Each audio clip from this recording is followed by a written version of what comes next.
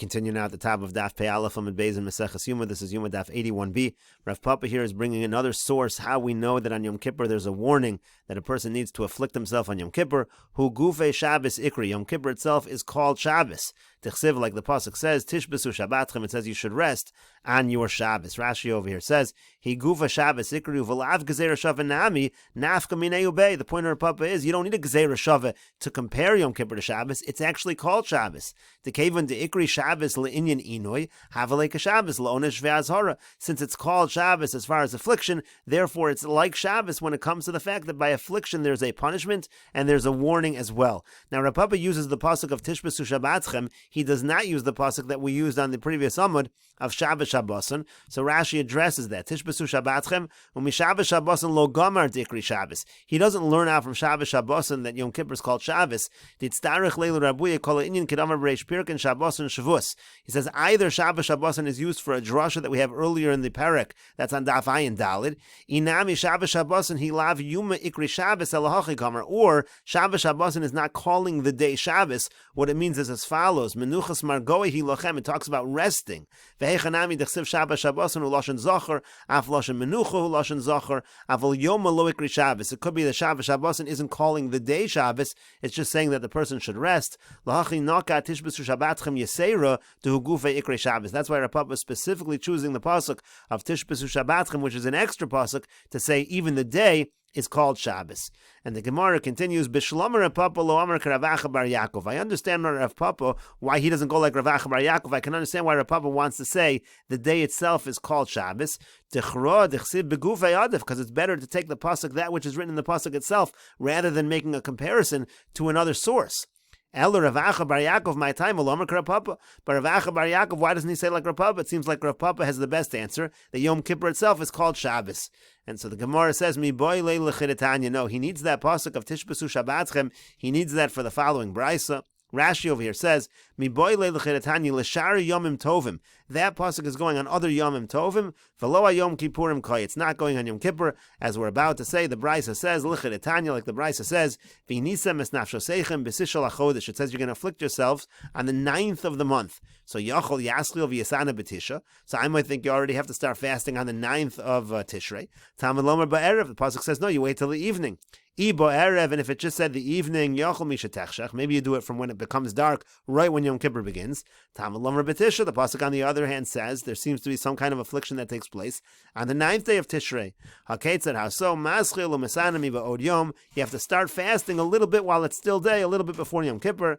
Mikan shemosifin mechol ala kodesh. From here you learn out in general, you should be mosif mechol ala kodesh. Take a little bit of the weekday and sanctify it. And the brisa continues, v'yein li ela b'chnisaso. I only know that you begin a little early at the beginning of Yom Kippur. B'yetziasu minayin. How do you know that after Yom Kippur you should extend a little? Talmud lomer me'erev ad erev. The pasuk says from evening until evening. Not only at the beginning do you begin a little early, also at the end you have to extend.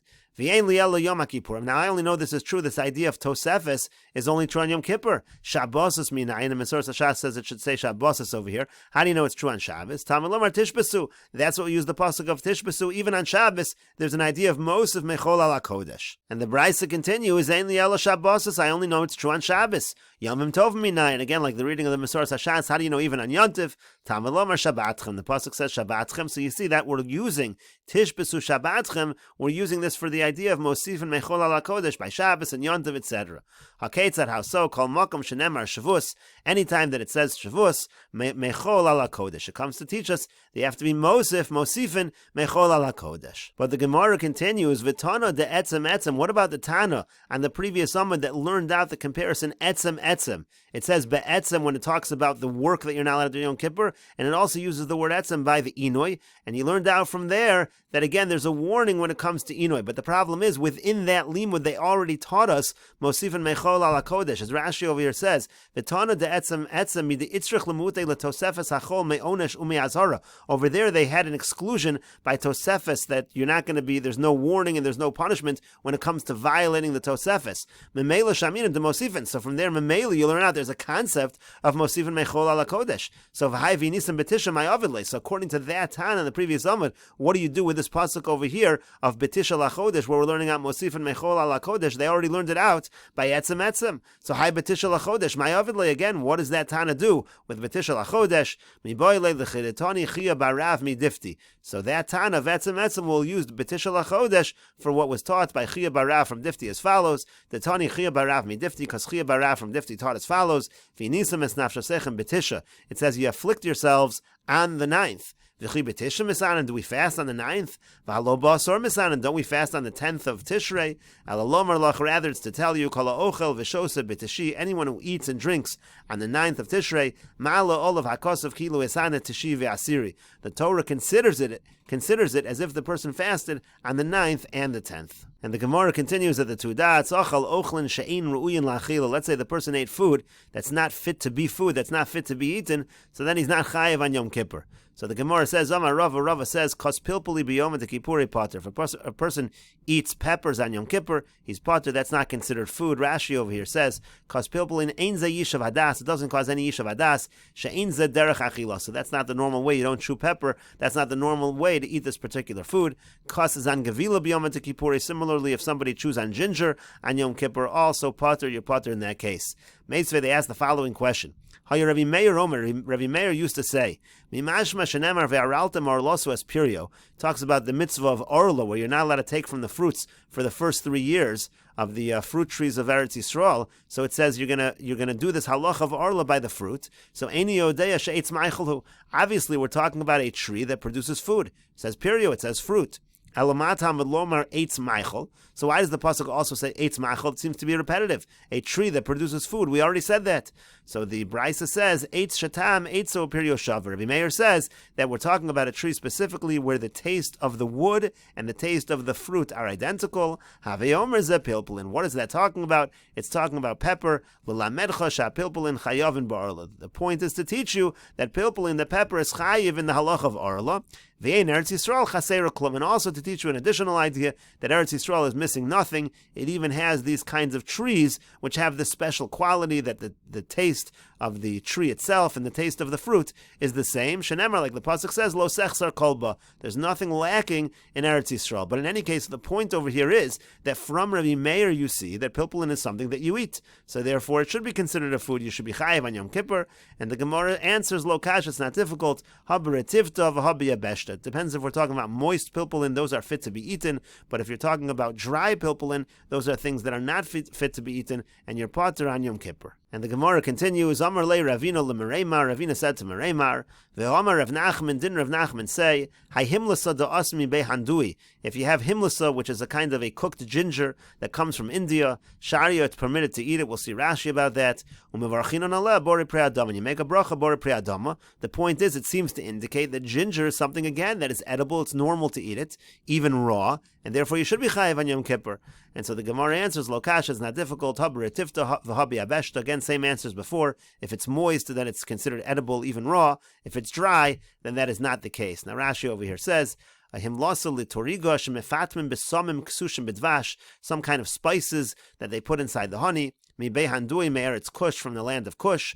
Sharia, it's permitted, Rashi explains. You might think it's a problem because it's cooked by the non-Jews. We say it's not a problem. Even if it's cooked, it's not a problem. Because it's something that can be eaten even raw, which is the whole point over here. You see that it can be eaten raw. Since it can be eaten raw, if it's cooked by non-Jews, not a problem of bishulei nachrim. It's also not a problem of giyulei nachrim, meaning the absorption of taste, the nos in tam lefgam, because we say any taste that comes absorbed into something that doesn't give it any benefit, but it's just to its detriment and doesn't improve the food, that's called nos in tam lefgam, and that's not a problem. The point is as follows. From the fact that it's saying over here that Rav Nachman is saying there's no problem of bishul akum, you see that the normal way to eat it is raw, so that's the kasha. And again, the Gemara says there's a distinction between retifta when it's moist and yabeshta when it's dry. And the Gemara continues, Tanu Rabbanan, the rabbis taught, Achal ale konim pater, if a person eats on Yom Kippur the leaves of reeds, pater, again, not normal to eat these items, lulavi gefanim chayev, but if a person eats these shoots from the grapevine, that's soft enough to eat it raw, that's chayev on Yom Kippur. Elohein lulavi gefanim, what's considered lulavi gefanim, what's considered the shoots from the grapevine? Amar Rabbi Yitzchak Megadlo, kol sheliv levu me Rosh Hashanah v'yad Yom Kippurim. Rabbi Yitzchak Megadlo says, if it grew between Rosh Hashanah and Yom Kippur, that's considered soft enough that it's already edible. Rashi over here says, "May Rosh Hashanah ad Yom Kippurim avol liv levu kodem Rosh Hashanah." If it already started growing before Rosh Hashanah, we're holding on Yom Kippur now. If it already started growing before Rosh Hashanah, kvar nasu koshem, then already it's hard by this point in time. V'yetz ba'almaninu. By Yom Kippur, it's going to be hard. It's going to be considered wood, not going to be chayiv on Yom Kippur for eating that. So he says it has to grow between Rosh Hashanah and Yom Kippur. Rav Kahana Amar Kol Shloshim Yom. Rav Kahana says no, as long as it started growing within 30 days of Yom Kippur. If it's more than 30 days before Yom Kippur, that's a problem. But if it's within 30 days before Yom Kippur, that's still going to be soft enough that it's going to be chayiv if you eat it on Yom Kippur. The Gemara says Tanya Kevase de Rav Yitzchak Migadlo. We have a brayso like Rav Yitzchak Migadlo. Achal ale konim pater v'lulavi gefanim chayiv. Same thing. It says you eat the leaves of reeds. You're pater on Yom Kippur. Lulavi gefanim is chayiv. And here it says like Rav Yitzchak Elohein lulavi gefanim. What's considered lulavi gefanim? That's considered edible. Kol sheliv levu me Rosh Hashanah v'yad Yom Kippurim. Again, if it grew between Rosh Hashanah and Yom Kippur. And the Gemara continues at the two dots, quoting the Mishnah, Shasat Sir or Murias Pater. Again, the person drinks fish brine or other kind of briny liquid, and he's pater. These are things, again, it's not normal to drink them, and therefore you're pater if you drink it on Yom Kippur. So the Gemara says, Hachometz chayev, the implication from the Mishnah is, these things are pater, but vinegar, if you drink vinegar on Yom Kippurim, you're going to be chayev.